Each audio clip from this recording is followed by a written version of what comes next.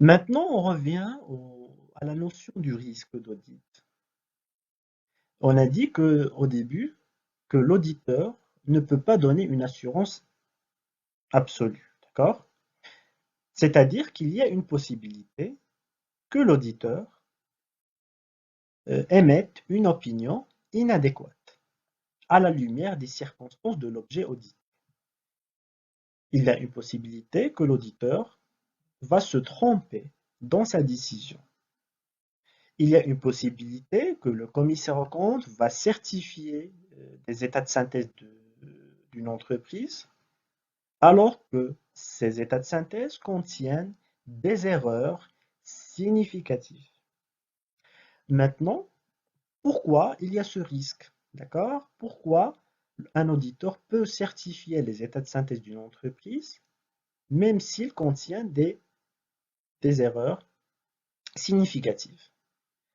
Normalement, ce risque global d'audit est décomposé en trois catégories de risques. Donc, soit à cause du risque qu'on va appeler le risque inhérent, soit à cause du risque de non-contrôle, ou bien à cause du risque de non-détection. Alors, le risque inhérent est tout simplement le risque qui est lié à l'entreprise, à sa nature, à la nature de ses activités et de son environnement. Une entreprise, à titre d'exemple, qui fait de l'importation et de l'exportation vers le reste du monde, dans sa comptabilité, il va utiliser des comptes et des postes qu'une autre entreprise qui vend uniquement au niveau national ne va pas utiliser. Par exemple, les écarts de conversion.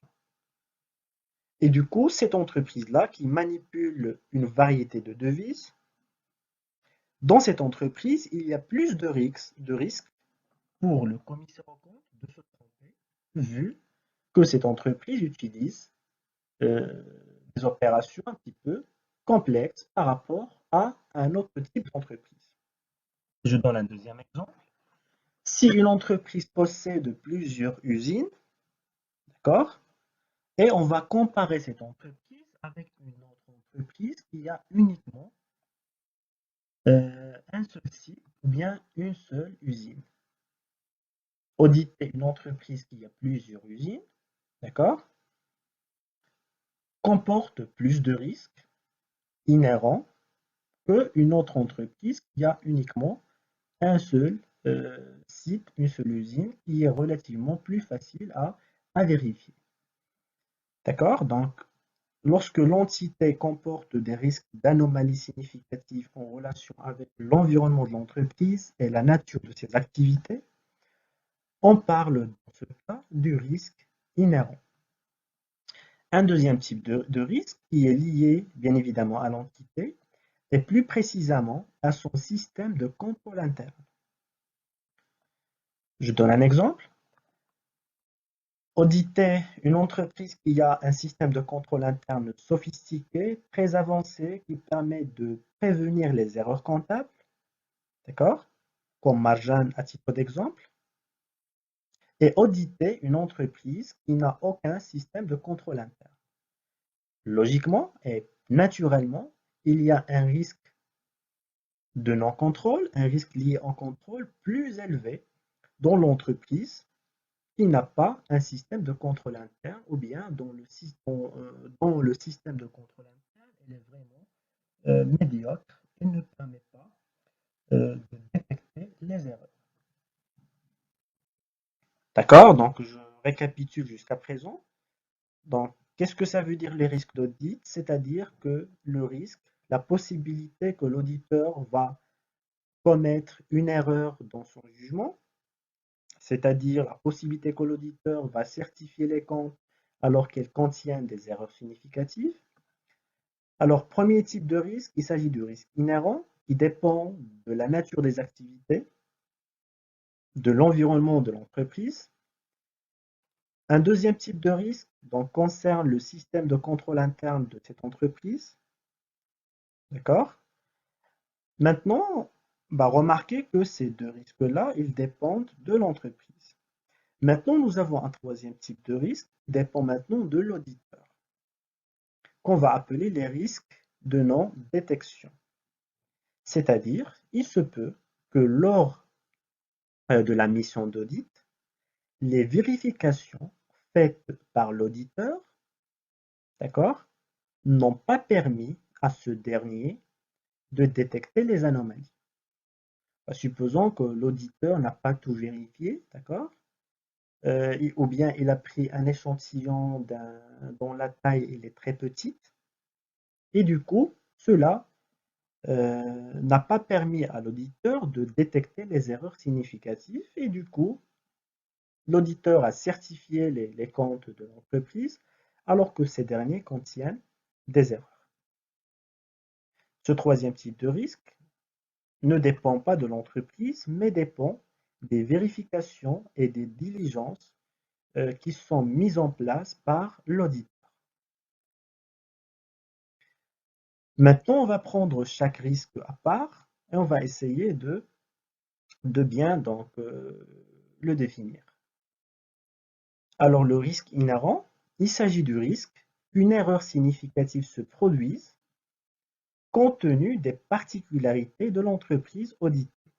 Lorsque je parle de particularités, c'est-à-dire les caractéristiques de l'entreprise, de ses activités, de son environnement, de la nature de ses comptes et de ses opérations. Et du coup, le risque inhérent est plus important dans certaines activités ou entreprises que dans d'autres entreprises. Au moment de l'évaluation du risque inhérent par le commissaire aux comptes, ce dernier doit prendre en considération les critères suivants. C'est-à-dire pour évaluer, pour dire est-ce que le risque inhérent est grand, bien, et petit pour une entreprise. Donc il faut voir un certain nombre d'éléments. Premier élément, les caractéristiques de la population auditée. Alors, dans le cadre de l'audit comptable et financier, la population auditée est tout simplement les comptes de l'entreprise. Alors, je donne un exemple. Auditer les comptes de stock, d'accord, euh, est plus difficile qu'auditer les comptes de la trésorerie. C'est-à-dire que auditer les comptes de stock, marchandises, matières premières, produits finis, pose plus de difficultés, d'accord? Donc, l'auditeur doit vérifier les données de l'inventaire comptable, elle doit vérifier la méthode d'évaluation utilisée, et ainsi de suite. Alors que pour auditer, pour vérifier le solde du compte banque, par exemple, il suffit de demander le relevé bancaire et faire le rapprochement nécessaire. Et du coup, les entreprises qui ont dans leur bilan des montants énormes dans l'actif circulant concernant les stocks présentent un risque inhérent plus élevé que pour les entreprises qui, qui ont donc beaucoup d'argent dans la trésorerie.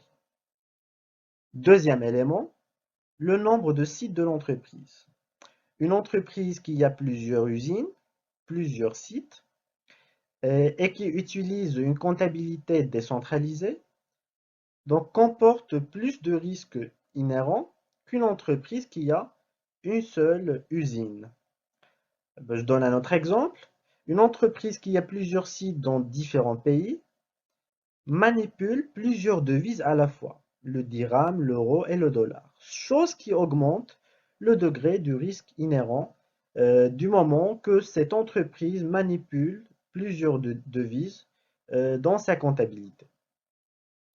Troisième élément, la situation financière de l'entreprise. Les entreprises qui ont des difficultés financières essaient généralement de masquer cette difficulté pour garder leurs actionnaires et avoir accès aux sources de financement.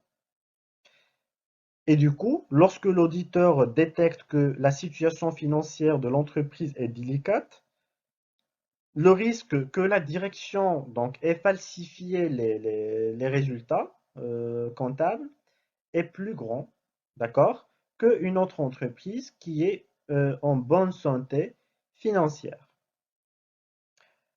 Il y a aussi la tendance globale du secteur d'activité. Une entreprise dont le secteur d'activité est stable, chaque année il y a augmentation de 10%, par exemple. Si le commissaire aux comptes constate que le chiffre d'affaires ou bien le résultat a augmenté de 10% pour cette entreprise entre les 2 années, cela donne une assurance que cette variation est justifiée par la tendance globale du secteur. Maintenant, pour les entreprises dont le secteur est vraiment très instable, cela ne donne aucune garantie à l'auditeur que les évolutions constatées dans la comptabilité sont fondées et du coup, le degré du risque inhérent est plus grand dans ce cas. Il y a aussi l'influence des dirigeants.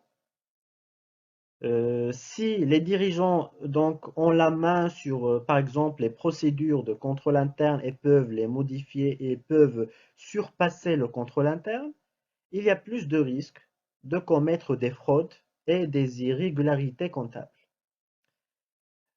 On peut parler aussi du programme de rémunération de la direction. Si la direction est rémunérée en fonction du résultat net de l'exercice, une rémunération variable, dans ce cas, la direction aura intérêt à gonfler le résultat pour être rémunérée de manière plus grande. L'auditeur doit aussi tenir compte des éléments qui donnent lieu à des estimations. Par exemple, lorsqu'on parle des provisions pour créances douteuses, les entreprises estiment le pourcentage de la créance qui ne sera pas récupérée. D'accord? Ces estimations ne suivent aucune règle comptable et du coup, pour les entreprises qui ont beaucoup d'estimations, il y a plus de risques donc qu'il y a une erreur dans ces estimations. Par contre, une entreprise comme Margin qui vend donc au comptant n'accepte pas la vente au crédit et donc elle ne constitue pas des provisions pour créances douteuses et du coup, le degré du risque inhérent concernant les estimations comptables est moins élevé dans ce cas. Finalement, donc l'auditeur doit aussi s'intéresser à la nature des opérations. Parfois, donc, on peut trouver une entreprise dont le fournisseur est quelqu'un de la même famille, un ami du directeur ou bien d'une personne qui travaille au sein du conseil d'administration. Dans ce cas, donc, le degré du risque inhérent est plus élevé du moment que les deux personnes se connaissent et donc il y a un risque plus élevé de s'entendre, de se mettre d'accord pour falsifier les documents comptables ou bien le résultat de l'entreprise.